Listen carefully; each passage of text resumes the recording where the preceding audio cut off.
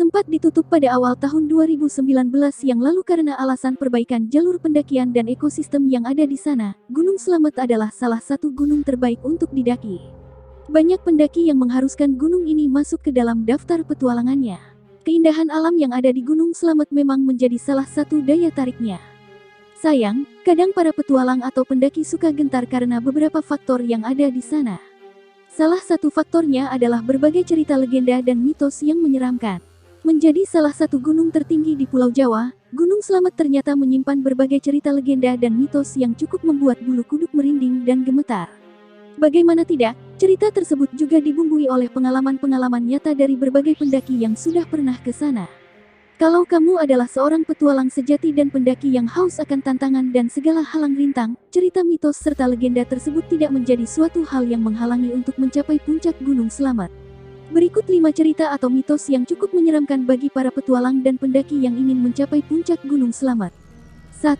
Asal nama Puncak Surono. Buat para petualang dan pendaki yang sudah melanglang buana kemana-mana, tentu tahu nama puncak dari Gunung Slamet. Ya, Puncak Surono adalah puncak tertinggi dari Gunung Slamet. Asal muasal dari nama puncak ini adalah dari seorang pendaki yang bernama Surono.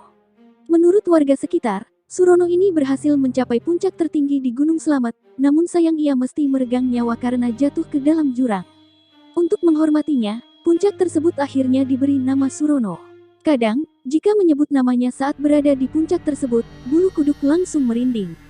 Konon katanya, di sana sering terlihat sosok laki-laki seperti pendaki selalu sendirian yang bisa menghilang begitu saja.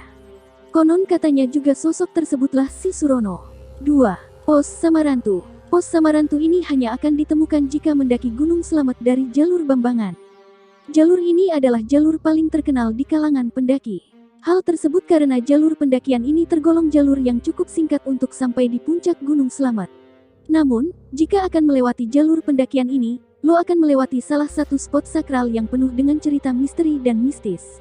Konon katanya, jalur pendakian tersebut adalah pintu gerbang besar menuju kerajaan gaib. Hal tersebut mengacu kepada 2 buah pohon besar yang sekilas benar-benar memang seperti sebuah pintu masuk untuk ke alam yang tak kasat mata tersebut.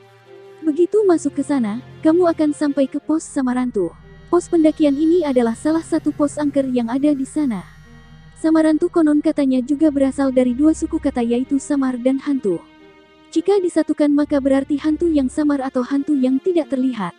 Hal ini dikuatkan oleh beberapa bukti para pendaki yang mengaku sering diganggu oleh makhluk tidak tak kasat mata seperti dipisahkan dari rombongan pendaki. Maka dari itu, usahakan kamu tidak usah mendirikan tenda dan bermalam di sana. Usahakan kamu masih bisa melanjutkan pendakian sampai ke pos berikutnya dan silahkan berkemah di sana saja. 3. Makhluk Kerdil. Jalur pendakian Gunung Slamet juga bisa lewat Guci. Guci yang terletak di Kabupaten Tegal, kerap jadi jalur pendakian alternatif yang sering diambil oleh para petualang dan pendaki. Di jalur pendakian ini juga terdapat mitos dan misterinya. Cukup berbeda dengan 2 mitos sebelumnya, mitos yang ada di jalur pendakian Gunung Slamet via Guci adalah misteri makhluk kerdil. Sejarah dari makhluk kerdil ini konon katanya adalah ada seorang pendaki yang tersesat dan akhirnya bertahan hidup dengan hanya memakan buah-buahan serta dedaunan. Sehingga, pendaki tersesat itu kehilangan jati dirinya sampai menjadi kerdil. Namun, anehnya makhluk kerdil ini tidak terlihat oleh mata telanjang. Jadi, kadang untuk membuktikan makhluk tersebut itu ada atau tidak, para pendaki biasanya meninggalkan makanan setelah mereka berkemah di jalur tersebut. Makanan yang ditinggalkan tersebut adalah sebuah pancingan untuk makhluk tersebut.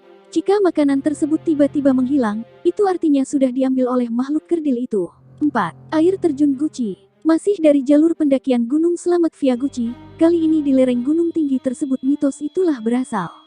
Air terjun Guci jadi salah satu spot yang kerap didatangi para petualang dan pendaki untuk melepas lelah. Tempatnya yang indah, cukup bertolak belakang dengan mitos dan cerita mistis yang dikandungnya.